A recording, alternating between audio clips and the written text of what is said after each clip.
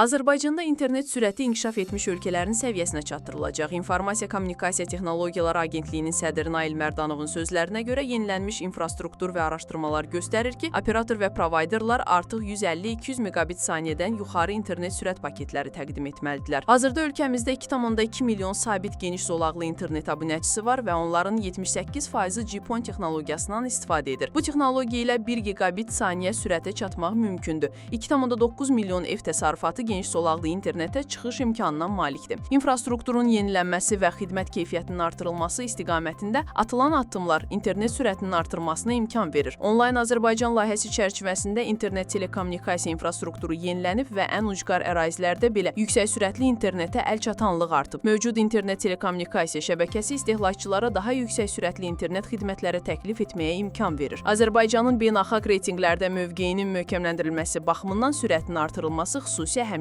kəsb edir.